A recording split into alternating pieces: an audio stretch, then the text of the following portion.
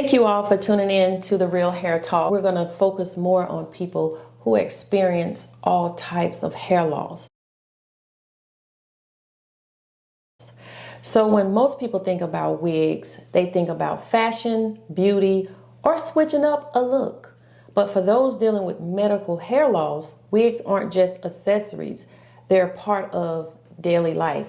And the truth is, most wigs on the market aren't designed with that reality in mind.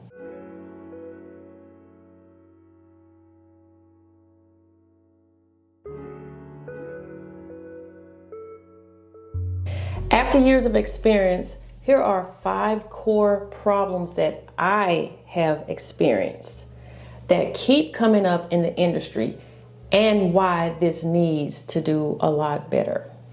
Wig makers assume you have hair to anchor the wig.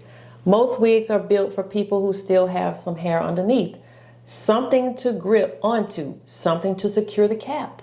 But when there's no hair at all, that same design becomes a problem.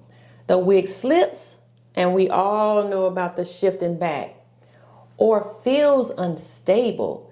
It's a constant reminder that the product wasn't made for people who actually need it the most.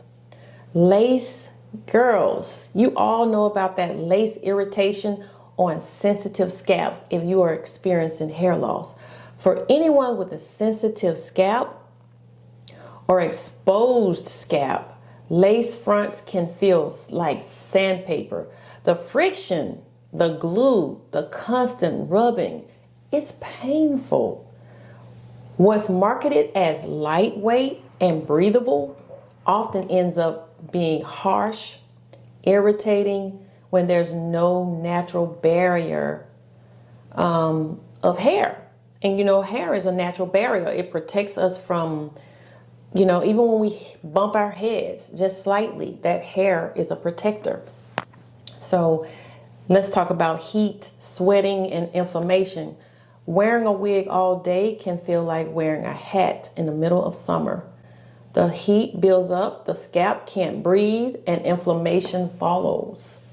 For people already dealing with medical conditions, that discomfort can turn into real pain.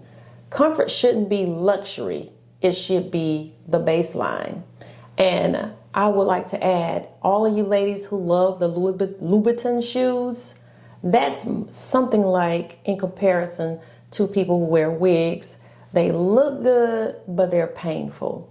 And I don't suggest that looking good and painful should go together. Unrealistic scalp tones for deeper skin. We deal with that all the time, which is why they've come up with lace tint sprays and people putting makeup on the wigs all the time, trying their best to make the wig look more and more like our skin tone for people of color. So many wigs come with lace that's way too light, making it obvious and unnatural on deeper skin tones. Remember, over here, we're not trying to fool anyone. We're just trying to look as natural as possible and as close to what made us feel good and looked like our old selves, okay? It's frustrating to see how little effort goes into creating realistic scalp shades for people of color, just like makeup. It is just, we've come a long way, but we still have a long ways to go. Representation shouldn't stop at hair texture. It needs to include every shade of skin. Harmful fibers used to mimic black textures. Now, I talk about this a lot, about toxic chemicals and everything. A lot of the synthetic wigs that try to imitate black hair textures, such as the yaki hair, something I learned not too long ago, because I was thinking if it's human hair, it can't be very toxic. But human hair and yaki hair, you need to do more of your homework and research to make sure, or to find out as much as you can about the chemicals that have been used in your yaki textured hair. But synthetic hair, hands down, in the black and brown community is definitely high in toxins. So black hair textures use fibers that are rough, heavy, and sometimes even toxic for us, and it's bad long term. They look the part, but they feel terrible on the scalp. I don't know about you, but they itch, scratchy, rough, not to mention that shiny look that a lot of synthetic wigs have. It's that more of a, some people describe it as Barbie doll hair. I don't know, I just know it doesn't look natural. And not to mention, there's more chemicals used to allow synthetic wigs today to accept heat temperatures, certain levels of heat. So we have some more, I guess, elaborate synthetic hair that takes a little bit more heat, but we'll talk about more about synthetic hair on another video. But for today, I just want the industry to stop cutting corners, start prioritizing safety, comfort over aesthetics. We need that. We need safety over aesthetics. The bottom line is this: brands need to set the bar higher for medical hair loss. We need to go higher. It's not just how a wig looks. And throughout my channel going forward, you will notice that I'm going to start using some of the medical terminology. And one is cranioprothesis, because when we are dealing with hair loss, our units become cranioprothesis, not wigs, not units, but cranioprothesis is one of the known terms in the medical field. And no, this isn't medicine. No, I'm not a nurse or a doctor, and I'm not giving you any medical advice. Full disclosure. However, I did start out in college in the medical field, if that counts a little bit. But anyway, all in seriousness, it's about how it feels, how it fits, and how it supports the person wearing it.